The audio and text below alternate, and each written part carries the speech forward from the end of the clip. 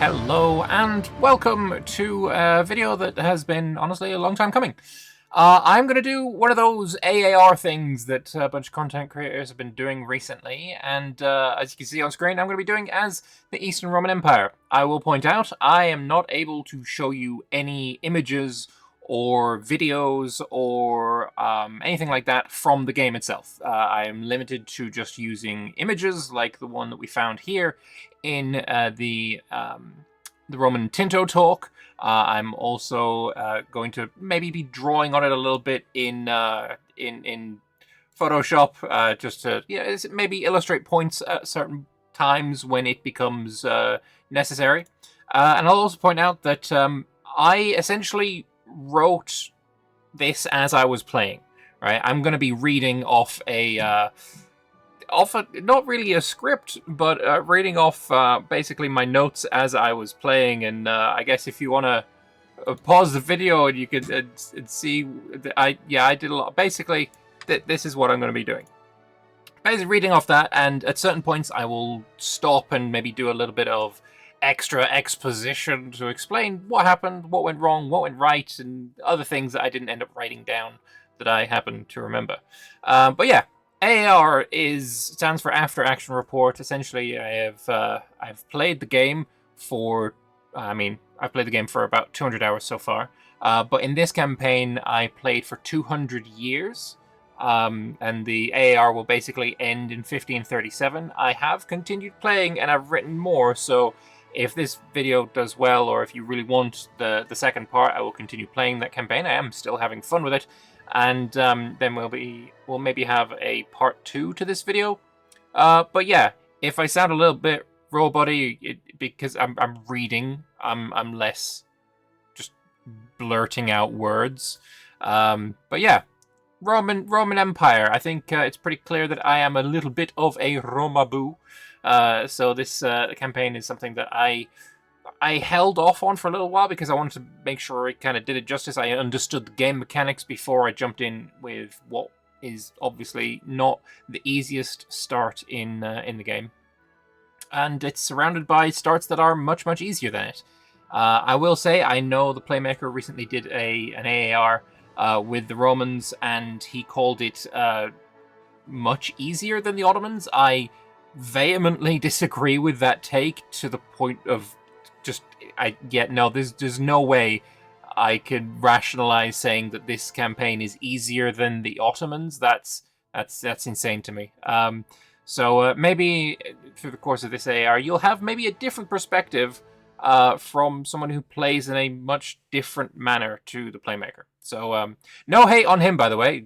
Great creator, and he's clearly good at the game.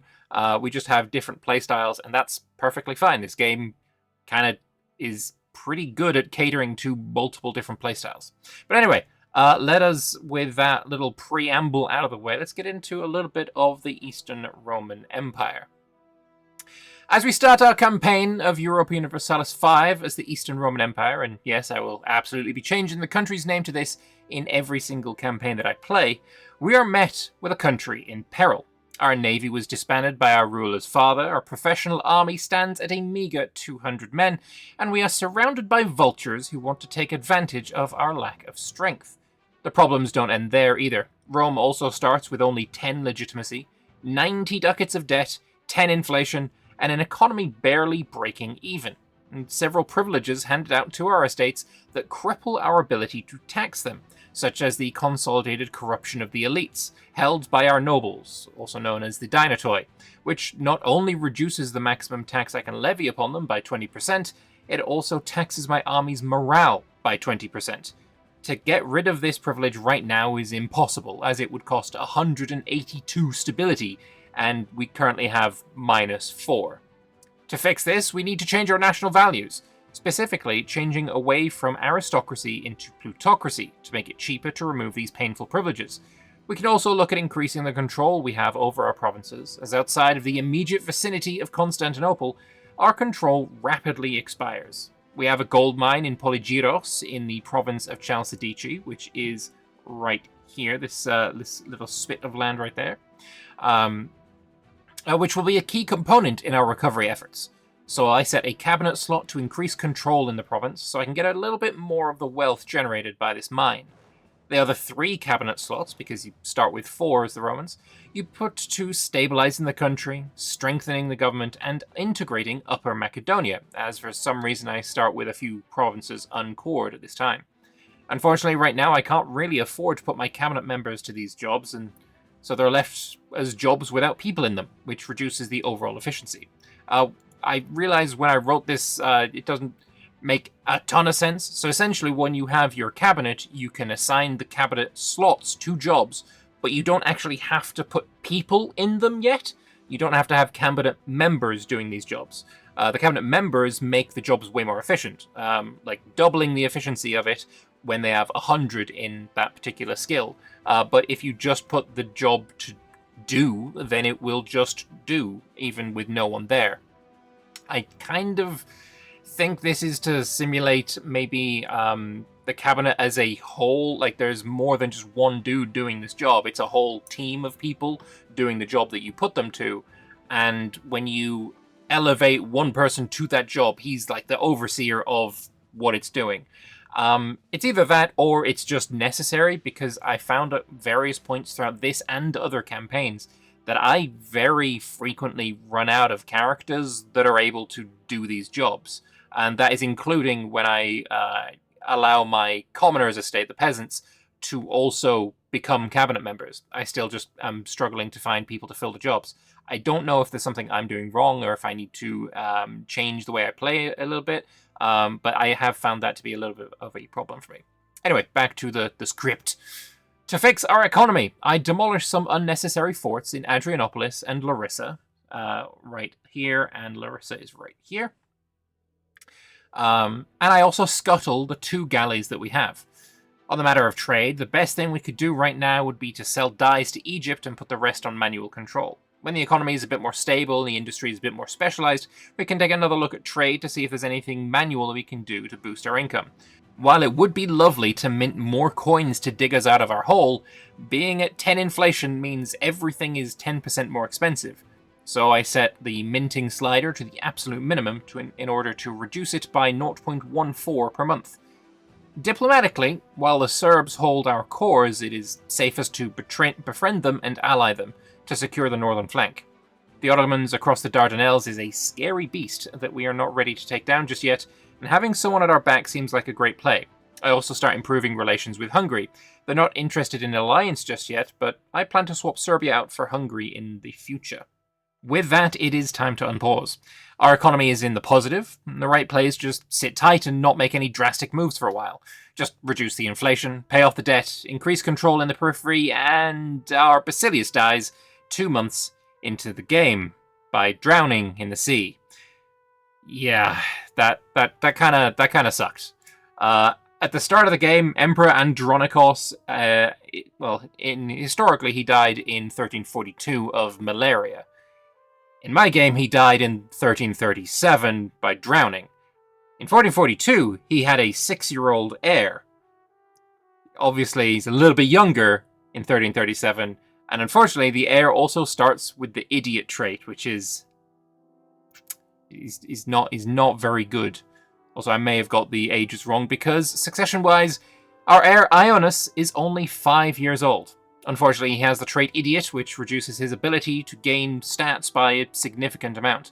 This character will be a worthless emperor, and right now the one to rule the Romans is our consort, Anna de Savoy, his mother. Her stats aren't great either, but she does have a second son, Michael, born a few months before the start of our campaign. Perhaps if Michael doesn't also turn out to be an idiot, we can maneuver him in such a way that he becomes Basilius. Before we can consider any of this, though, we have some problems. The death of Andronikos has led to 2 disasters popping up, a coup attempt and a succession crisis. Every month there is a 1% chance for these to fire, and in September 1337, iron and treason is about. We do not yet know who it is and who is trying to organize the coup, so we spend a generous amount of our gold conducting an investigation to find out. The courtier is discovered as being an important member of the conspiracy, and we can either execute her for legitimacy or spare her life for stability. It's a rough choice, but with our stability at -23 and growing slower than the legitimacy, I choose to spare her life.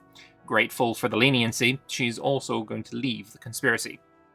As if our situation could not possibly get worse, Constantinople is hit with an earthquake, and smallpox ravages through the lands, killing almost 100,000 people in 1 month.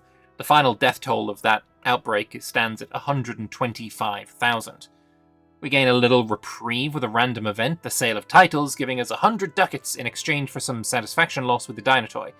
The money is of course used to pay off our entire debt, and with the remainder we conduct another investigation into our court to find more conspirators, finding the ringleader and executing them to end the disaster. Another stroke of fortune happens soon after when, in 1338, the Ottomans are invaded by Karaman, backed up by Mamluk aid.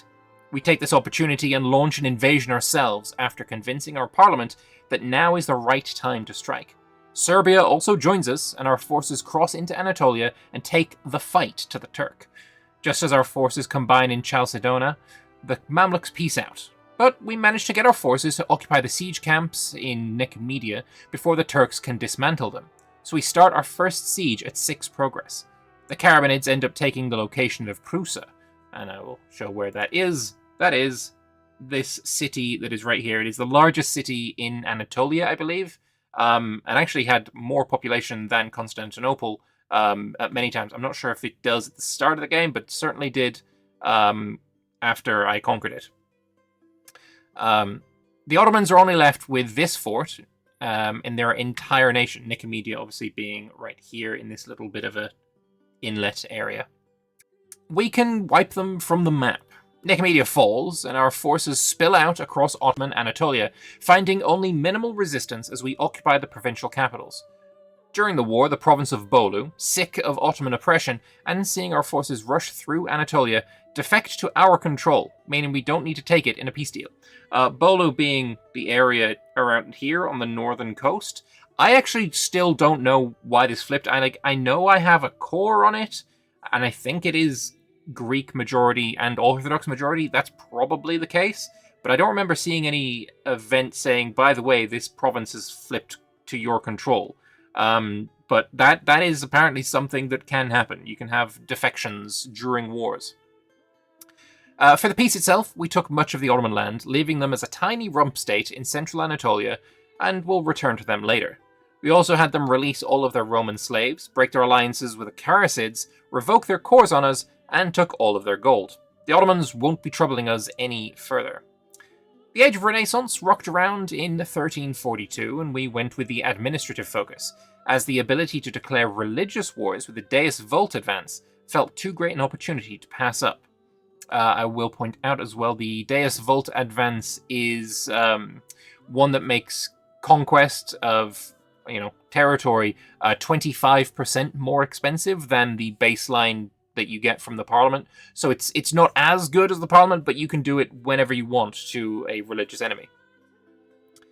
We also offer fleet basing rights to Florence, France, and Aragon, as they will each spread 10% of their known institutions to me. Hopefully it speeds up the spread of Renaissance banking and especially professional armies into Constantinopolis. Going back to the topic of succession, we get a notification that our heir is, well, that he's a moron. With stats of 757 and the idiot trait that lowers his stat gain by 0.66 at 10 years old, this kid is not going to be the next Justinian by any means. His brother, meanwhile, at 5 years old now, is 17, 16, 17, and we take several loans in order to afford to fund his education, boosting his stat gain from 0.5 to 0.75. Let's hope he is worth the effort. Our parliament comes into session again, and this time we need to balance the budget.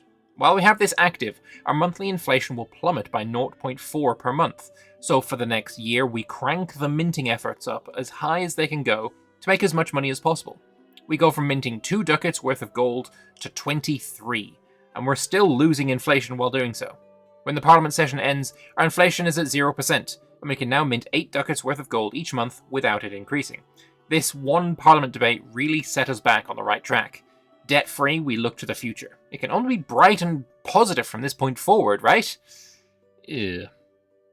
I won't run over the specifics of the Black Death. You have seen it plenty before, and I do go through it in the Florence video. Safe to say, though, that 50 million people died in the whole of the Black Death, and of that I lost 720,000 pops, bringing me to below my starting population, despite my conquests. With the power vacuum in Anatolia left by the defeat of the Ottomans, various Latins had taken the opportunity to expand. The Knights had taken Biga across from Gallipoli, Genoa had taken a large chunk of territory to the east of Heraclea Pontica and vassalized the Karasids and Sarahanids, and Venice had taken over a decent chunk near Philadelphia to go with their holdings in Crete and Naxos. While the plague was ravaging across the world, Serbia decided that it wanted Ragusa, and called me to war to aid them. Desiring this Venetian land, we accepted the call and marched on what was clearly rightfully ours. Unfortunately, after landing in Chios and marching on to the fort of Smyrni, the Venetians sunk my levied navy and captured the island, meaning that my army was stranded and starving. I had to babysit 12,000 men, splitting them in half, and when one army became low on food, they would march to an occupied location to restock as the other army took over their siege duties. Unfortunately, the war score I gained from this siege was not enough to take all that I wanted, but I was able to take the Smyrna province itself, a cool 79,000 pops to add to my empire, which has been declining by 60,000 per month. During the war and the plague, my dreadful heir came of age. Ionas V ended up with stats of 12, 16, 16, while his brother Michael had already risen to 38, 47, 41 at just 12 years old. The expensive education was paying off, and by the time he became an adult, his stats were 52, 64, 50. Not exactly stellar, but compared to his brother, he was practically Einstein. I made Ionas the general of my army. I made him the admiral of my navy. But he was just too stupid to die. I resigned myself to having a troglodyte ruler for a while, and made plans for the next succession. Sicily had offered the Princess Eleanor de Barcelona's hand in marriage, which I accepted, and they had a daughter, Helene, soon after. Helene was given that expensive education from the age of 3, and very much unlike her father, she picked up the intelligent trait, increasing her admin stat gain as she grew. So the Black Death left my nation feeling very depopulated and destitute, so I saved up some ducats and made an effort to build as many settlements as I could. These buildings are fantastic. They employ peasants, which are still quite in abundance, and increase the migration attraction and population growth of the location by 1. This can really help boost your population after some devastation, but they get deleted again after your locations reach a certain threshold. With the succession secured and legitimacy looking up, I started again looking at the awful estate privileges I had. First, I spent 45 stability to remove a burgher trait that reduced my max tax on them by 25% and reduced my trade efficiency by 5%. Then another 37 stability to remove control over monetary policy, further reducing it by 10%. Checking to see what my new max tax on them was, I noticed that our administrative law pronoia system was reducing it by another 10%. So during the next parliament session, I made efforts to pass a law change agenda, and changed our pronoia system to a feudal administration, which increased my food output by 5% as well. I started this tax hunt at 80 stability and 0 burgher taxes. Now I was at -8 stability, but with a cool 10 ducats of extra income, which would only grow larger with time as the burghers became richer and richer. To make up for the privileges I'd removed from the burghers, I gave them some to replace them with, namely the ability for my burghers to build roads on their own and also to increase my market attraction. Overall, a great trade deal was done. I also spent 20 stability to revoke the theme system. I'd not been making use of the Thema headquarters, and this privilege increased my nobles' power by 25%, not something I desired. I swapped it out for the royal decree, which increased my crown power by 10% and gave me progress towards centralization. Next few decades were spent cleaning up the borders. I wanted the Aegean Sea to be our mini Mare Nostrum, so despite having royal ties to Sicily, I declared war upon their ally Negroponte and took the Sicilian-owned territory in Athens as part of the peace deal. Athens is a fantastic grab for the Romans, as it has a high population and it's a town with a high harbour suitability. So as soon as I can get my maritime presence under control, Athens will be the gateway into southern Greece for propagating that control. I also started working on upgrading some of my rural villages into towns.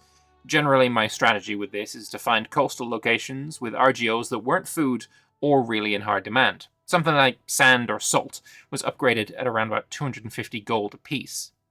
It was about this time that I became quite frustrated with the slow pace that institutions were spreading to me.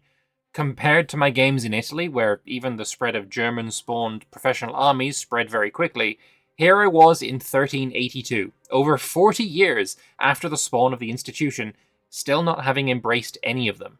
To embrace professional armies, I'd have to spend 464 ducats and 34 stab, or banking for 450 ducats and 33 stab. But Renaissance was only present in 5% of my country, and I could not embrace it and start researching the tasty age advances. I bit the bullet and embraced banking. The reason I chose banking over professional armies was because I was really hurting for control across my country, and I felt unlocking the tech to build barks could really help increase my maritime control in the Aegean, and therefore my proximity and control. Prusa, so long ago taken by the Karamanids, ended up revolting, and so as I had a core there, I was able to fabricate a claim and attack. Bulgaria joined on their side, so my borders began to extend up the coastline of the Black Sea, as I took land that I would be able to control via maritime presence. This war gained me a total of 394,000 pops, though many were Bulgarian. The issue here is that the cultural opinion of the Bulgarians towards us is negative, and with our countries being at war, it's not very likely that I would be able to ask the Bulgarians to improve their cultural opinion of me. Therefore, I also took the province of Sliven and Peril, and released them as fiefdoms in order to eventually ask my Bulgarian vassals to love me culturally. During the war, which lasted from 1387 to 1393, damned Bulgarian fort spam. The AI is still building way too many forts. My troglodyte ruler finally died, and his daughter Helene took the throne. She had ended up with stats of 63, 51, 57, so certainly my empire saw her as an upgrade over her father. But unfortunately, during her youth, I'd married her to Count Theodore of Montferrat, and even more unfortunately, all three of her children were of Piedmontese culture, and even worse than that, they were Catholics. I would either have to change my religious laws to allow a Catholic on the throne, or we were going to have another civil war. How very Roman of me. One alternative I had was that her children, the Catholic Piedmontese foreigners, could marry local nobles within the Roman Empire, and their children would be proper Orthodox Greek lads or lasses. So when Violent Dacqui became of age, I married her to the best noble I had, Himerius Komnenos. The Komnenoi period is on its way. Soon after their marriage, I got a pop-up that my heir was underage. We had done it. We had birthed the crown princess, Anna Komnenos. By this point, even before I had managed to get any decent advances out of banking, though I spent 35 stability on it, professional armies had reduced in price to just 4 stab. So I picked that up and queued my way to the armory, handgunners, and hoofnesses. During the last few decades, the Gelaerids had managed to make various Anatolian beyliks its vassal, including the Mentashids, who were now on my border. To attack them meant going up against double my levy force at least, as the Gelaerids had 22 vassals in total. We would need a proper army to fight these guys. And also I was getting kinda sick of sieging forts without cannons. It is very much a drag. Renaissance finally got above 20% in my nation, the minimum required to embrace it, but even though it had some advances I really wanted, like +1 government reforms, +1 cabinet seats, the theatre, 10% crown power, and rights of the nobles law, which would allow me to further curtail their power and get close to revoking that hellish privilege, I still couldn't stomach the 72 stab and 1100 ducat cost. What I've found is that it takes a long time for your institutions to spread at the start, but then after it reaches around 50%, that final push to have it all present in your country seems to go rather fast, so I will wait for that. In the early 1400s, I got an event that led me to declare a religious war on the Ottomans, so I finally removed that scourge from the map. They only had 2 locations at the time. And I also claimed the throne of Trebizond. Compared to the build we had back in May, personal unions were no longer a big fat win button, so over time I made my union a federal one rather than trying to integrate them, as if we voted for federal legislature we would both pick up a cool 10% efficiency of cabinet, which is a really powerful modifier to have. Despite all my planning, I did not end up with a Komnenos on the throne. When Helene finally passed away at the age of 65, the Basilissa Eleanor was crowned, and her dynasty was that of Eritrea. Apparently I'd missed an event at some point, but my consortless empress had ended up marrying into the nobility of the Bulgarians, though at least the new empress was properly Greek and Orthodox. I tried to remedy the dynasty situation by marrying Eleanor to a Komnenos as well, but unfortunately there were no Komnenoi left, so I settled for a Basilica. Patrilineal naming won out, so our heir ended up being the Crown Princess Barbara Basilica, unless she had a brother, of course, which thankfully we did, as Barbara ended up rolling the slow trait. When the Renaissance finally was embraced in my country, there was a couple of advances I really wanted, so I beelined towards sovereignty and rights of the nobles, picking up an extra cabinet slot and a gov reform along the way. With sovereignty, I would increase my crown power by 10%, and with rights of the nobles, I could further reduce the power of the nobles by another 10%. With these two in hand, as well as the Parliament issue Bolster the Government, which when passed reduced the cost of revoking privileges by 10% and increased the crown power by another 20% for 10 years, I would finally rid myself of the awful privilege that was tanking my morale of armies and the amount of tax I could levy upon them. In the end, it only cost 44 stability to revoke. Still a painful price, but far below the 182 that it was originally. While I was at it, I also revoked consolidated corruption of the clergy, which cost a further 37 stability and brought me to -8.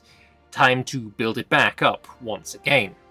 By the time the Age of Discovery had rolled around, I'd built myself a small fleet of early carracks, and this was enough to put me in first place when it came to the navies of the world, and so I became the Naval Hegemon.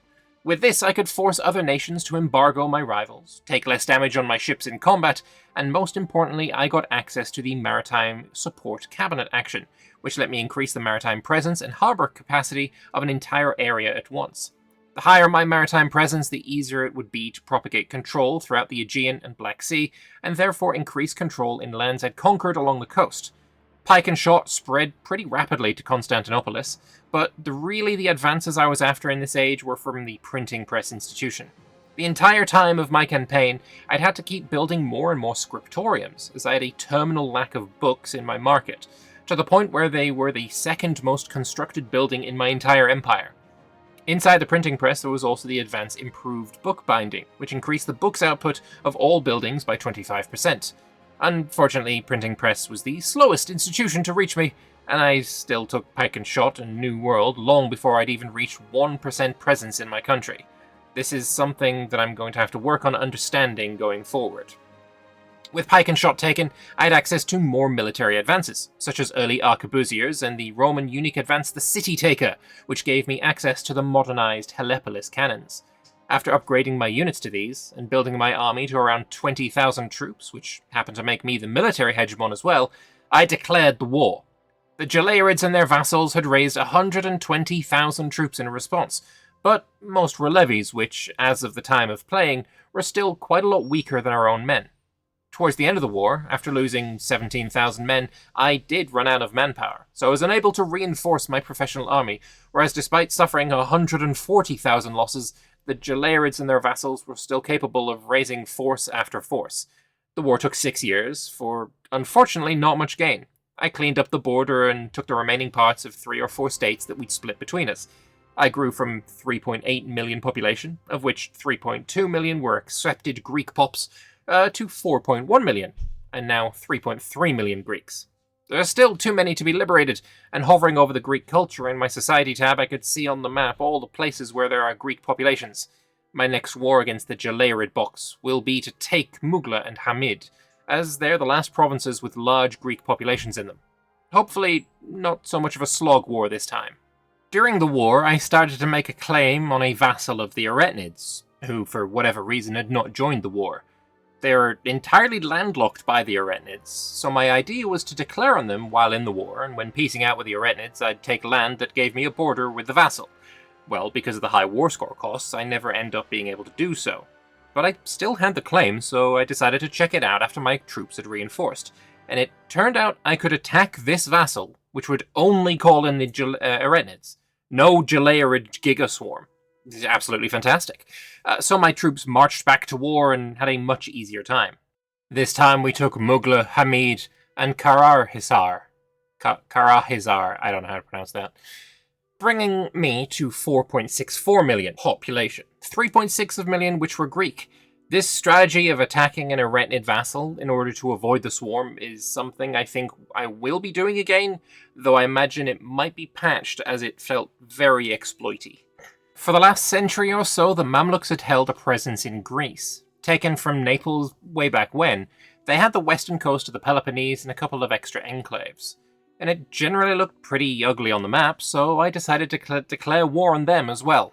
Bless you, religious CB. Everything was going swimmingly. We started the war by sinking a large part of the Mamluk navy while it was carrying soldiers.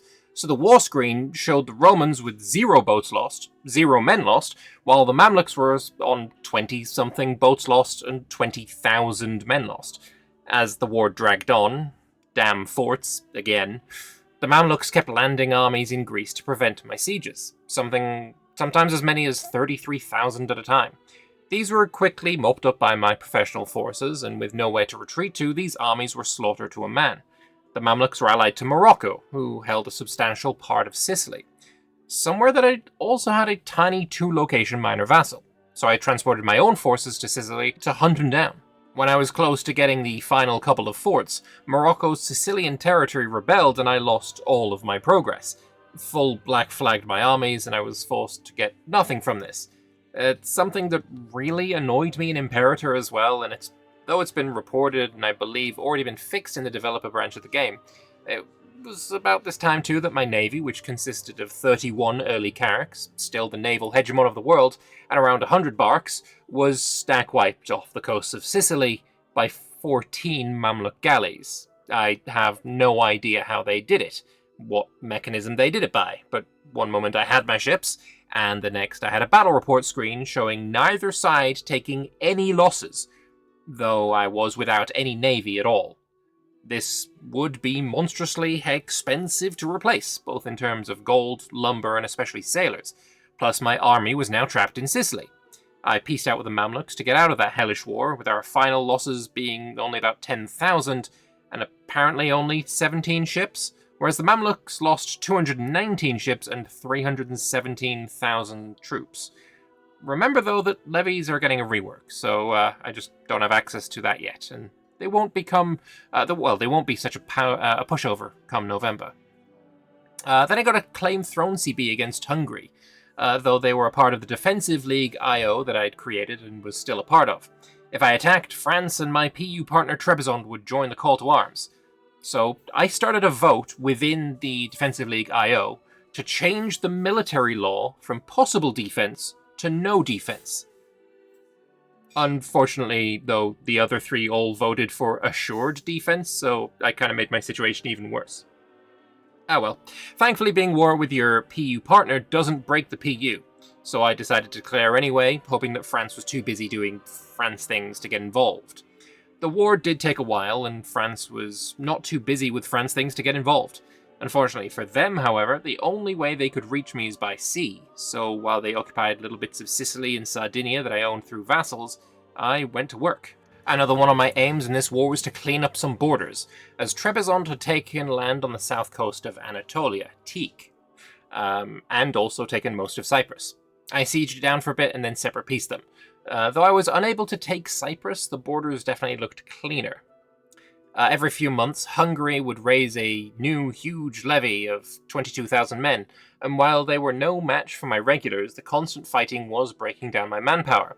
They'd taken a little chunk of land to their south, out of the remnants of Bulgaria and Serbia, and all of the fighting ended up being there. If I happened to march into them, even with professional soldiers, the negative rolls from terrain meant that I lost unsustainable numbers of troops, so I let them walk onto my forts instead, so I would be the defender, and those battles ended much more favorably. Occasionally, France would also land in Epirus, only to have their 20,000 levy stacks wiped for their troubles. This game takes a mechanic from Imperator Rome, whereby if you do not control the war goal as an attacker after 5 years, you're able to force a white peace. The warning that this was going to happen popped up, and as the war goal was Hungary's capital, Buda, and I'd only made it up as far as the Carpathian Mountains, the forts, again, they're pretty tough.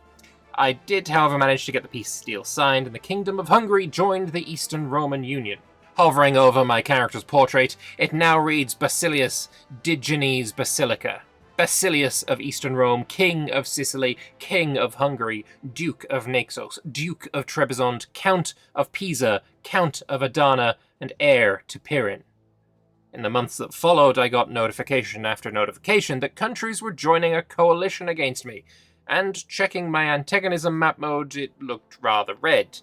I had 64 antagonism with Scotland, of all places, and over 400 with Bohemia, Austria, and Naples. I might have to fight for my acquisitions. I also went to check on how long it would take for Hungary to like me, and saw that they had over 1,000 antagonism towards me. Antagonism in the build that we're playing, not the same as the antagonism that you will be playing against come November. It's getting a pretty big update, I am assured. In 1504, Constantinople suffered a major earthquake, while my entire army, some 21,000 professional soldiers, were stood there drilling. I spent 3,000 ducats to mitigate the damage, but it was still a massive blow. Only 472 men survived, and my manpower pool of 11,000 was not going to be enough to reinforce my heinous losses. If the coalition attacked now, I would be pretty defenseless. The city itself was heavily damaged too, with over half of its buildings completely demolished. Something like 120 buildings, I believe, and 70,000 Pops were killed. Sensing my weakness, the coalition did, in fact, declare. Wallachia was the one to pull the trigger, and they pulled in Serbia, Naples, Kiev, and even the Palatinate of the Rhine. This wasn't as large as I expected, as even though Bohemia and Austria both had over 380 antagonism with me, neither ended up joining the coalition. Because of my union laws, though, Hungary, Trebizond, and Georgia, and my newest acquisition, Novgorod, all joined my side. The war map mode gave numbers for each side, which I hope I'm able to turn off for multiplayer, of course, and we were outnumbered 109,000 to 63,000, though Naples was struggling to get involved.